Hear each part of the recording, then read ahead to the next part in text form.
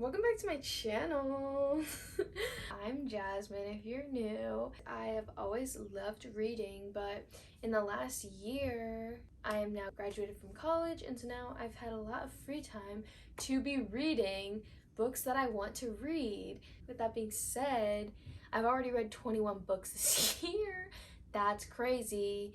And I thought, why not just tell you guys about them? To start off with, the first book that I read was Hellbent. It is book 2 in the Ninth House series by Leigh Bardugo. It was so good. I'm pretty sure I talked about this in my 2022 recap, but Ninth House was an amazing book, and then Hellbent was so good. I gave it 5 stars. I said that it was unsettling, spicy, and mysterious with twists and turns at every corner. I still think about that book and how much I want a next book to come out. Miss Bardugo, please. Although season 2 of Shadow and Bone just came out on Netflix like a couple months ago, and I need to watch that because I loved the first season. So for those of you that are not super familiar with Leigh Bardugo, she came out with a young adult series called Six of Crows, which is a duology about like a heist, and it's in a fantasy world, and it's so freaking good. One of my favorite duologies of all time. Ninth House, it is definitely adult content, definitely has trigger warnings, and is infinitely more spicy. Infinitely. It's just really good, and I loved the second book. 5 stars for me. I also finished Sense and Sensibility. I try to read a classical book every single year, and so that was my classical book for last year, but then I didn't finish it. So I did finish it at the beginning of this year. I ended up giving it 3 stars. I think I just didn't like this one as much as Pride and Prejudice. Like, Pride and Prejudice was really good, but this one in comparison was just very mundane. It was almost like too pedestrian. It was very just like, this is my day-to-day. It wasn't really my favorite of the classics. Then I finished the Aurora Cycle series, like a sci-fi read by Amie, Kaufman, and Kristof, 2 of my favorite authors. I love them so much. They did the Illuminae trilogy, which was like my first sci-fi book I'd ever read, really, and it like opened the door to me. I was like, wow, this is an amazing genre that I have to be reading. So when I saw that they had another trilogy, I definitely had to check that one out. I did read Aurora Rising, which is the first book, and I gave that one 5 stars. Absolutely loved it. It was such a good book. I gave Aurora Burning, which is the second book, 4.5 stars. The ending was crazy. As I put in my review, I was actually speechless. And the only reason I didn't give that one a 5 was because it was a little bit slow, but that was kind of just because, you know, second books you like need to world build for the third book. So the third book I gave 5 stars. It was so good. It tied up everything so beautifully, and it was just a feel-good, like, sci-fi kind of book. Now, actually, it wasn't a feel-good sci-fi book because there was a lot of horrible things happening, but as far as wanting just a fun little sci-fi read, that is a good trilogy for that. Then I read Red, White, and Royal Blue. I gave this one 4 stars. I loved the beginning. I was so into it. I was reading it on my phone, and I just remember like texting my friend Alina and being like, oh my god, because she was also reading it at the same time, and we were fangirling, and like it was so good. I loved their chemistry and just like them getting to know each other. I love the premise, which is basically you have the president's son and the son of the royal family in Britain, and they hate each other. Enemies to lovers trope going hard.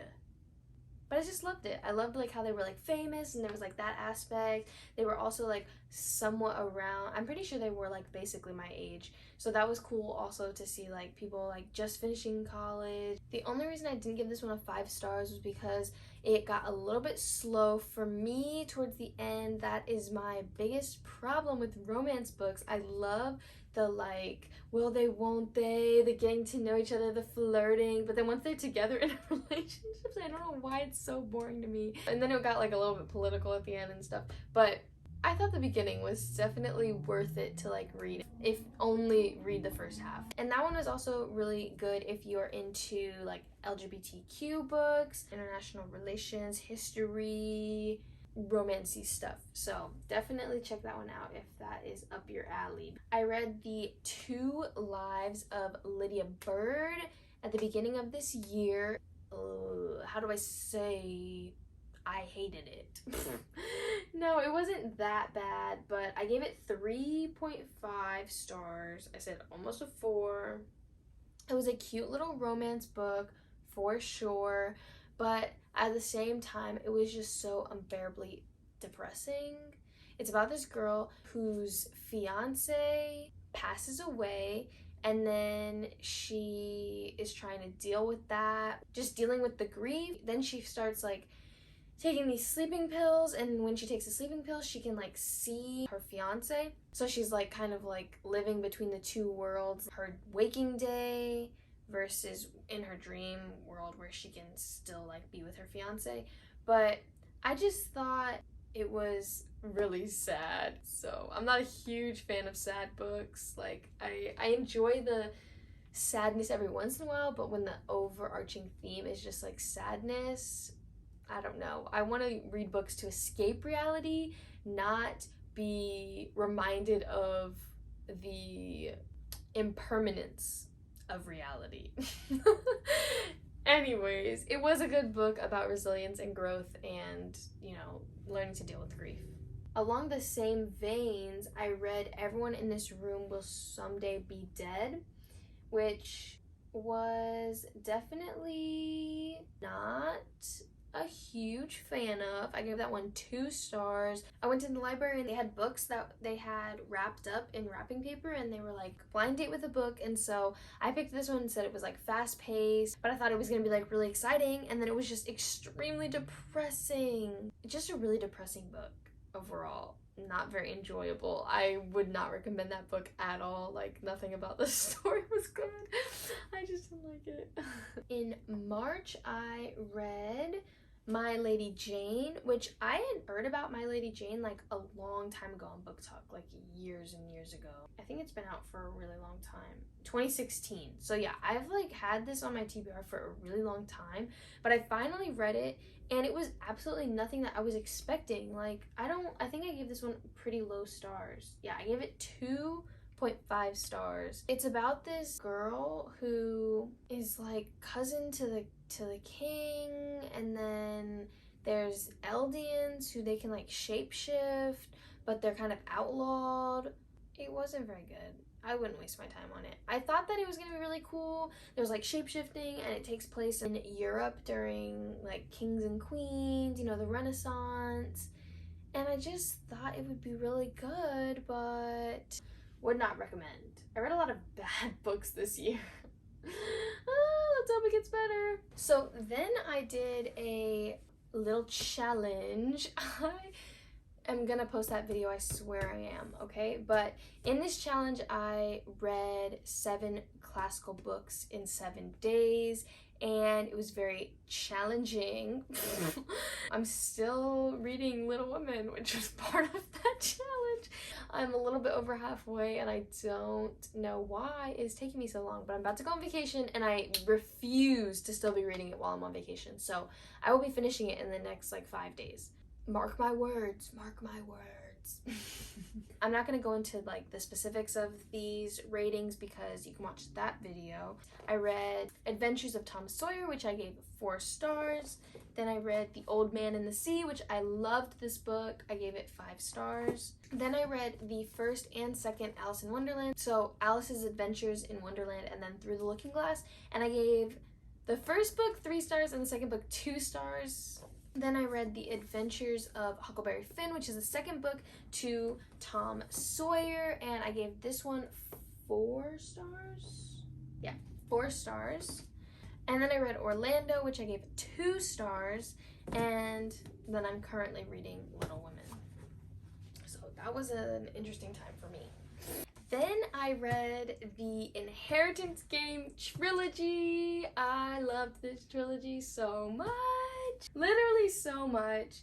I did an entire YouTube video over this trilogy where I literally read it with you, so you can go through and see like the freak out moments, and I give you the chapter, and then you can freak out with me or reread it, you know, and look at those chapters and feel those things that you were feeling then when you first read it.